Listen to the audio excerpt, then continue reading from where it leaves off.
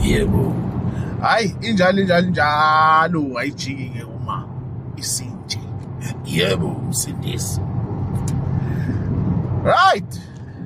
Hayi msami hayi senguthintile. Sangawuthinta nje unyaka wonke futhi masithanda. Nanga unyaka ozayo. Forever. Ngoba umsami nje indaba engapheli.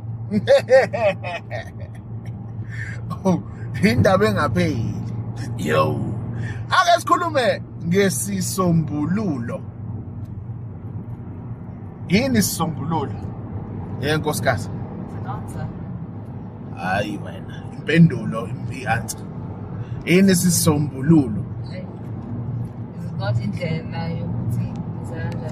Solution. An answer. Answer impendulo. Solution. Put Fun. Solution. Fun. It's the same No, it's not. to me. Right. When it comes to isisombululo, the solution. So we have a way of doing izinto emsamo wakho. They have a way owenza izinto ngendlela yakini. Ebese kwenzeka into engajwayele ukwenzeka ekhaya kini. Ebese siyahamba siya emsamo. Bese sicela isixazululo ukuthi sizoyenza kanjani lento ukuze ingasingcolisi, ingadala umsindo kithi, ingasibulalela abantwana, ingasimosheli ukuthina nobungcwele bethu. Make sense now? Yeah. Right. Now let me use practical examples of what I'm talking about. Isisombululo. Solution.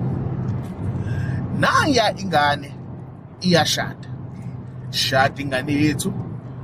Ingane yethu yentombazane ihambe. Ishade lapha. Ishade ka whatever. Ishade ka Thomas.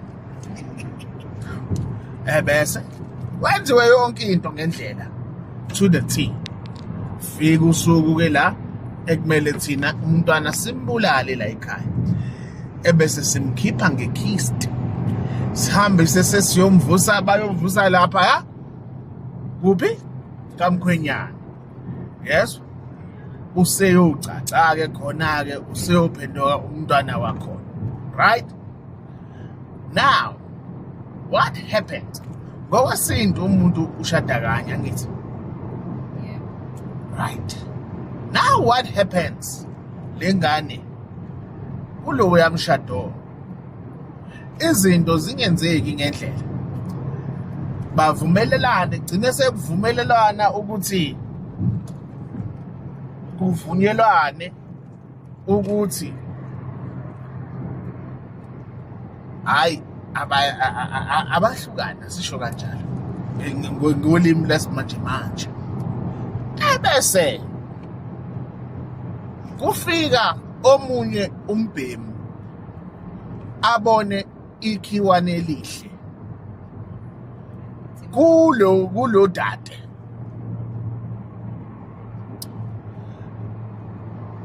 Now we are talking ike manje. Now we are talking umsam politics. Now we are talking izinto ke ezi-serious emsamo. Let's say ke ba-serious lapha ya bafuna ukumshada lo dade lo. Or let's say mhlawumbe sewafa lo mbhemu. Irregardless, we can use this in so many angles. This side. Yeah. All right. Next thing ke mase bezolobola laba bantu ucathi bazolobola kuphi? Yes. Bayohamba bayolobola lapha kamkhwenyana. Yini ke leyo? Akukhona isisombululo leso?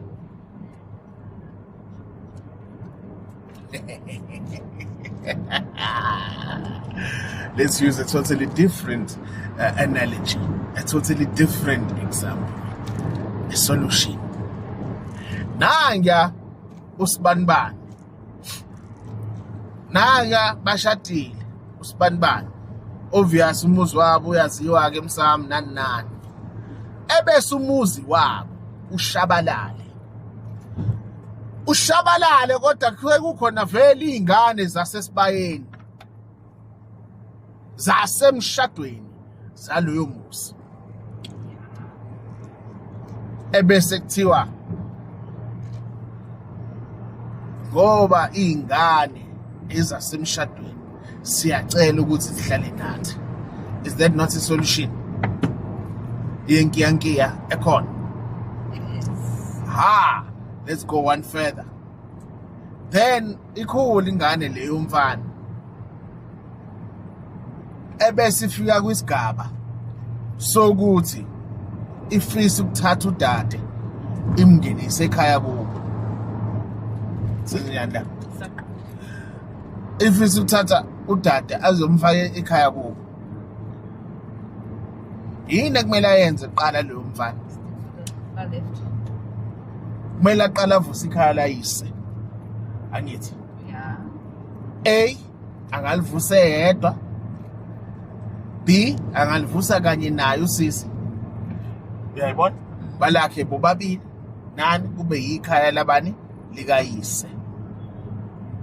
Ngobani like yaba khona okusho ukuthi lise khona umsamo wakho kuphi esibayeni sikayise. Yayizwa ke leyo ndaba. Oh, Now, so is it not in the... Esibayeni sikayise. Your direct contact emsamo are your parents. Okay.